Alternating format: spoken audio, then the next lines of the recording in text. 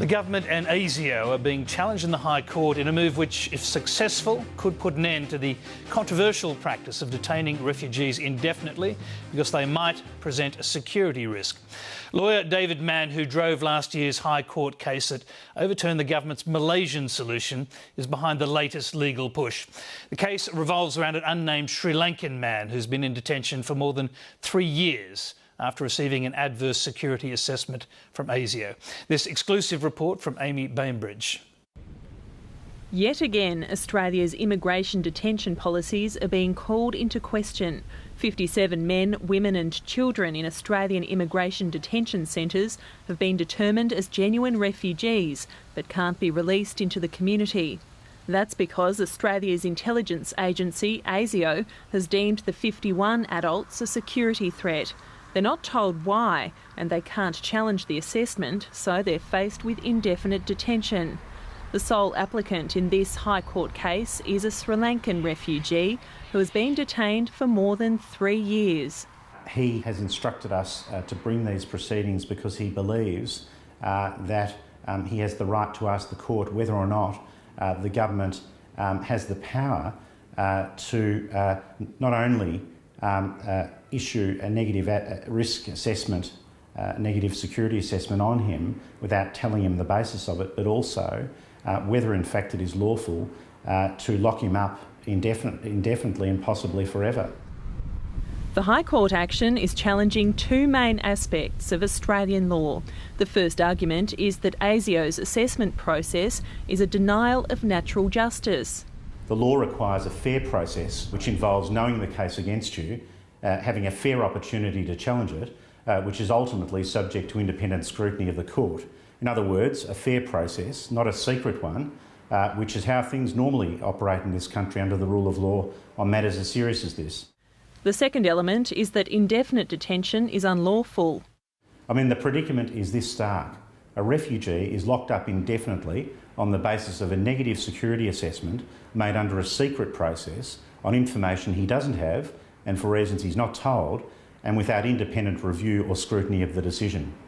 It's like being sentenced to life imprisonment without even having been charged, tried and convicted, when it's like a secret trial. We don't know the process, we don't know the rules. Court documents name 5 defendants.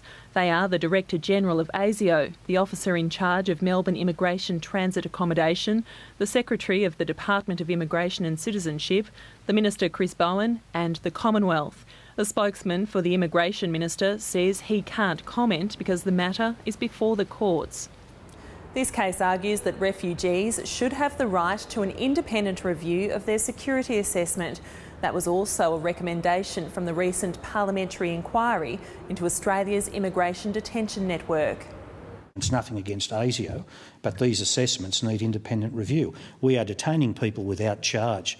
We are depriving them of their liberty. Where it is a sensitive issue of national security, and I understand these are very real concerns, ASIO and the government can argue in that tribunal that they want a special advocate so that that can be a person who is given security clearance to see the log of claims and test them without them having to be totally disclosed. It's how it's done in other countries. New Zealand does it like this, Britain does it like this. One person closely affected by the outcome of this case is Sri Lankan refugee Ranjini.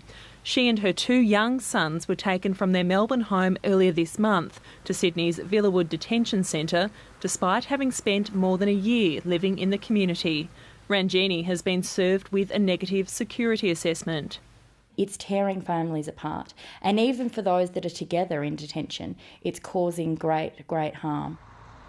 The indefinite detention of asylum seekers was challenged in the High Court in 2004. Kuwaiti-born Ahmed Ali Al-Kateb brought his case against the head of the Immigration Department. He lost the case when a 4-3 majority of judges decided that indefinite detention was lawful. Our current case is arguing that it is unlawful to lock up a refugee indefinitely. Firstly, the facts of this case are quite different to the Al-Kateb case, but also it's quite clear that we have not only the development of jurisprudence since that case, but also a differently constituted court which may well come up with a different position.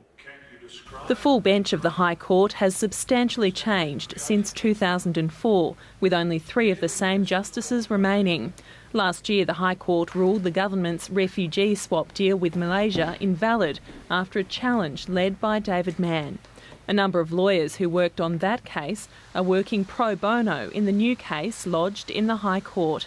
Amy Bainbridge, Late Line.